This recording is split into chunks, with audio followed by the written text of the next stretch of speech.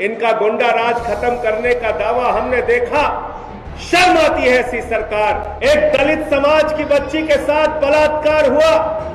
योगी जी, आपकी तानाशाही से ये उत्तर प्रदेश नहीं चलेगा।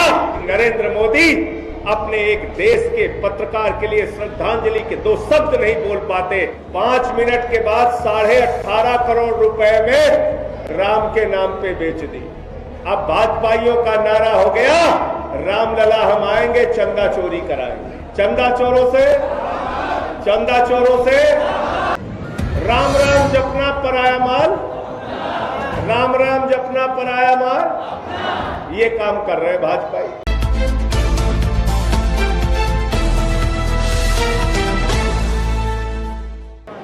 पूरे उत्तर प्रदेश में ये सदस्यता का अभियान चल रहा है। 1 महीने में 1 करोड़ सदस्य बनाना है। और जब मैं 1 महीने में 1 करोड़ सदस्य बनाने की बात कर रहा हूं, तो इसका मतलब हर विधानसभा में हमें 25,000 मेंबर बनाने हैं। 25,000। और अगर हमने 25,000 सदस्य 1 महीने के अंदर एक विधानसभा में बना लिया, तो 2 महीने के बाद हर विधानसभा में 3-3 हजार कार्यकर्ताओं का सम्मेलन होगा। और उसके बाद आम आदमी पार्टी का परचम आपकी विधानसभा में 2022 में लहराने का काम हम करेंगे। आज एक ऐसी सरकार उत्तर प्रदेश में चल रही है, आदित्यनाथ जी की सरकार, जिसने दावा किया था कि गुंडा राज खत्म करेंगे, जिस सरकार ने दावा किया था कि भ्रष्टाचार खत्म करेंगे, इनका गुंडा राज खत्म करने का दावा हमने देखा। ब्लॉक प्रमुख के चुनाव में महिला का चीरहरण किया गया। शर्म आती है ऐसी सरकार जिसमें महिलाओं की इज्जत सुरक्षित नहीं है।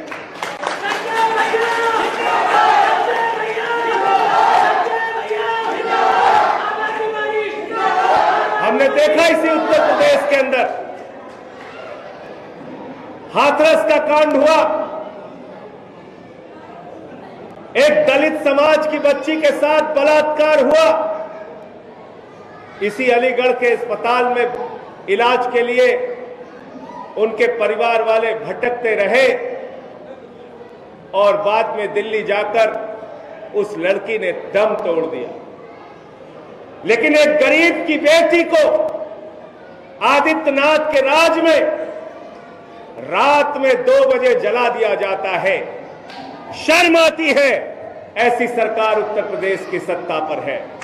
हम सबको ये समझना होगा कि ये देश एक कॉन्स्टिट्यूशन से चलेगा, एक संविधान से चलेगा, जो संविधान डॉक्टर बाबा साहब भीमराव अंबेडकर ने बनाया है। और मैं मोदी जी से कहना चाहता हूं, योगी जी से कहना चाहता हूं, योगी जी, आपकी तानाशाही से ये उत्तर प्रदेश नहीं चलेगा।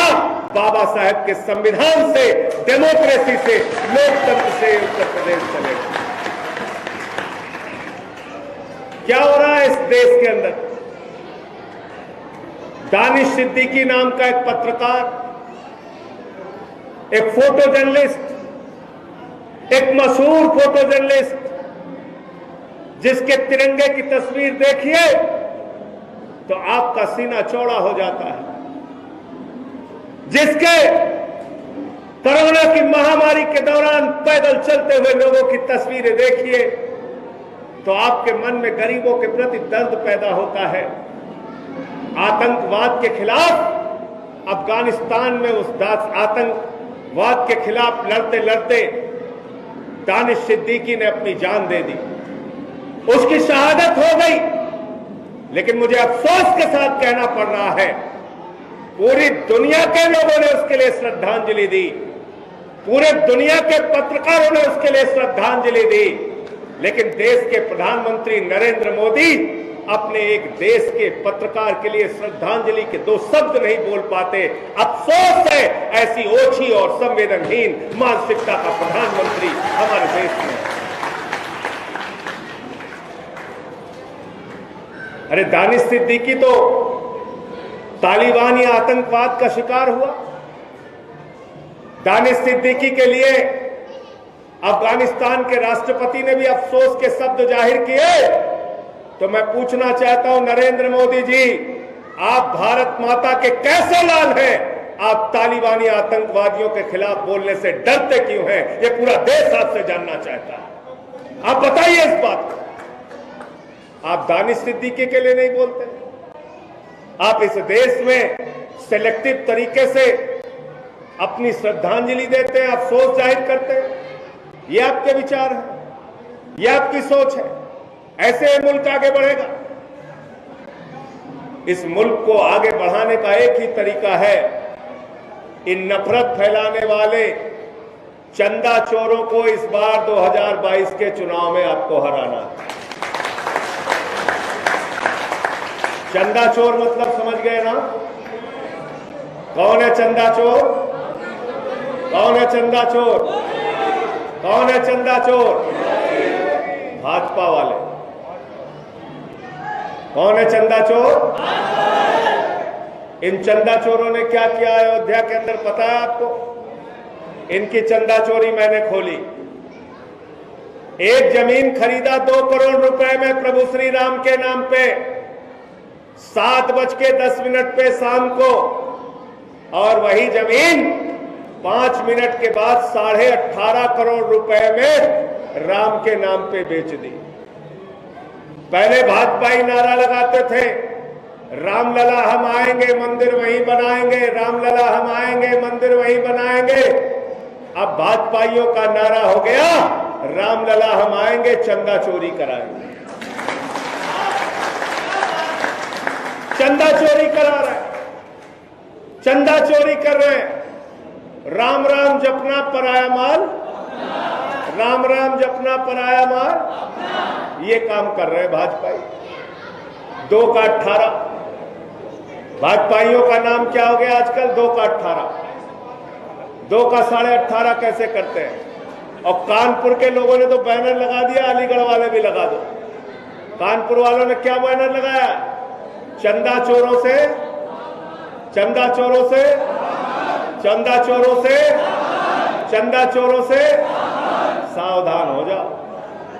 अरे जो राम के नहीं हुए वो आम के क्या होंगे? इस बात को समझ। ये ऐसे चंदा चोर लोग हैं। और क्या करते हैं ये काम? आपको नहीं समझ में आता तो अभी 73 साल हुआ, आगे 73 साल भी हमारा आपका भला होने वाला नहीं है। मेरी बात बुरी लगे तो मुझे माफ कर देना। अरविंद केजरीवाल प्रचार करते हैं, हम लोग प्रचार करते हैं, आम आदमी पार्टी वाले प्रचार करते हैं, चौधरी सुरेंद्र जी प्रचार करते हैं, तो कहते हैं भाइयों और बहनों, आपको अपने बच्चों के लिए अच्छा स्कूल चाहिए कि नहीं चाहिए? मैं अलीगढ़ वालों आपसे पूछना चाहता हूं, आपको अपने बच्चों के लिए अच्छा स्कूल चाहिए कि नहीं चाहिए? हाथ उठा के बताइए, हाथ उठा के बताइए पीछे तक। चाहिए। अच्छा अस्पताल होना चाहिए कि नहीं होना चाहिए? मोहल्ला क्लिनिक होना चाहिए कि नहीं होना चाहिए? नौजवानों को नौकरी मिलनी चाहिए कि नहीं मिलनी चाहिए? बेरोजगारी भत्ता मिलना चाहिए कि नहीं मिलना? और भाजपाई क्या पूछते हैं? मोदी जी क्या पूछते हैं? योगी जी क्या पूछते हैं? भाजपा के कार्यकर्ता क्या पूछते हैं? गांव-गांव में जाके क्या पूछते हैं? गली मोहल्लों में जाके क्या पूछते हैं? बताओ, शमशान होना चाहिए कि नहीं होना चाहिए?